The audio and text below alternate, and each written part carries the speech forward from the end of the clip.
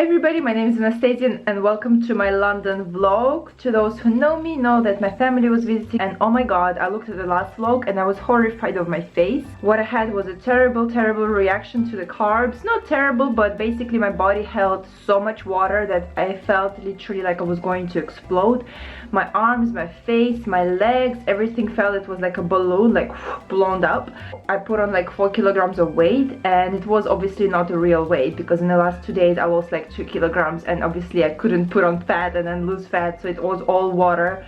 So much water that my body just held on to, and plus I was eating out a lot with my family, so I think it was extra salt, not enough drinking water, all other factors. But yeah, I was shocked when I looked at the video just now. I was like, God, why did I even post it? But I'll just keep it there because this is the reality, this is what happened. Had really good time with my family, and one thing I always realize when I'm spending time with female family members is that my grandmother, for example, she worked for maybe 35 years in her life full-time, raising 3 kids, and she hasn't seen much of nice life, so it's always nice to show her restaurants and not expensive things just to treat her because she's not used to this at all, and my mom as well. But one thing about them is that they don't understand the whole thing about being self-employed or trying to pursue your own goals. My grandmother is a big believer of like working for somebody, and my mom is more like flexible and housewife, and I get a bit down when I spend time with them in a career sense of way because they don't really see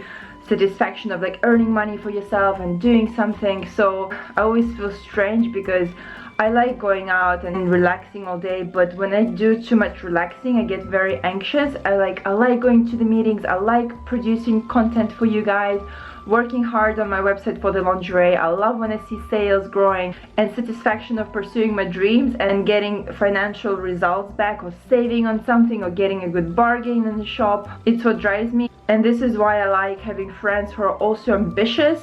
And it's nice to go on holiday and just chill out, but I can't do this and I get so anxious. And even a couple of my friends who work full-time and who relax all weekends, it just drives me crazy. Like, I just cannot do this. And I'm not saying that it's bad to relax or like do nothing all day, but I feel that it all comes from self-awareness, and that it's nice to realize what drives you and what depresses you. And another thing I feel I learned to do in the last couple of years is that control the inner voice that tells you you can't do something. It's not really positive thinking, I think it's more like controlling your emotions. And whenever you feel you're getting sad, because being sad sometimes is enjoyable, like putting depressing music, thinking about your past relationships, things you failed, feeling like a victim, I feel like it's an enjoyable thing in a weird twisted way. But as soon as I get this voice lately, I'm trying to tell myself, no, I'm not a loser, I'm not gonna go down the drain and just feel sorry for myself. Just get over it, get over it, get over it, and stop it.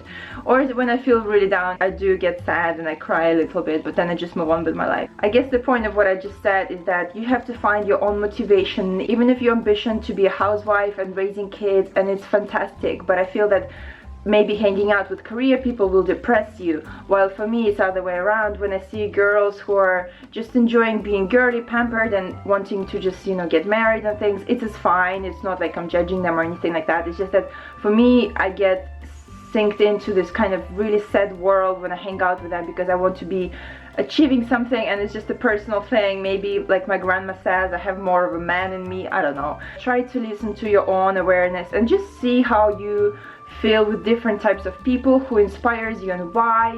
And I feel that happiness truly comes from within, and by analyzing your own feelings and your emotions. And let me know in the comments, what kind of person do you feel you are? Do you like being crafty? Do you like to be alone? Do you like hanging out with people?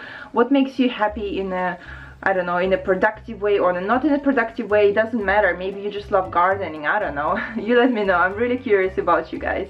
I've also been thinking about getting a dog more and more, and I told my mom and my grandma, and they're completely against it, especially my mom. She's like, oh, you need to look after yourself first, you're quite a messy person, which is true. And my grandma actually said, after a couple of days of thinking, she was like, maybe you need a dog because you'll become more responsible. And I was thinking about this.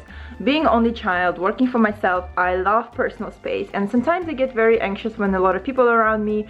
And I think that's one thing I find funny in relationships. I'm quite independent, and then whenever somebody wants to spend a lot of time with me, I find it like, oh my god, what a burden.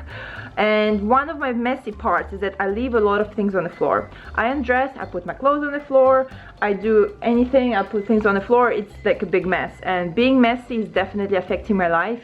and I feel that I'm not getting a dog obviously to get over the messiness, because this is quite selfish, but I really want to feel responsible, and I want to feel I care for something. And my mom again, she says like, oh, it's because you're in a childbearing age, you should have a child, this is why you're feeling maternal towards the dog. And no, I'm not ready for the child, absolutely not, but I'm really thinking about the dog. And I wrote a spreadsheet because I want to make a responsible decision and realize that a lot of costs are coming in about this. So to make this decision quite responsible and be aware of everything in advance, I did a little puppy budget, and I'm going to research all the costs about the puppy and all the responsibility, because the last thing I want to do is get a dog and then realize I cannot afford it at all, and obviously I need to save a little bit more money, or I need to figure out how I'm going to do it. So initial cost, of course, is the cost of the puppy. Then most of the breeders I found that are quite quality are outside of London, so I need to obviously take a train ticket into consideration. And then I need a lot of things for the dog, like bed, toys, vaccines, pet insurance, garter, because French bulldogs cannot be held by neck because they have quite thick neck. Then I need to do some dog training, food, bowl and water, dog hotel, just in case if I'm away I need to realize how much it's going to cost me, because I cannot always rely on my friends to do this, or a nanny. Then I also need to neuter or spay them, because obviously it will be easier. Then grooming accessories, pee pads, dog shampoo, toothpaste, pooper scooper, poop bags, nail clippers, yeah, a bunch of things. Also things like baby gates, for example, because as you've seen my flat tour, if you haven't, I put a link. I have 2 floors, and for Frenchy bulldogs they struggle with going upstairs, so I might keep the dog downstairs, and just when I'm away it's better to do it. Brush, microchip, find a local vet, so all the things I need to do.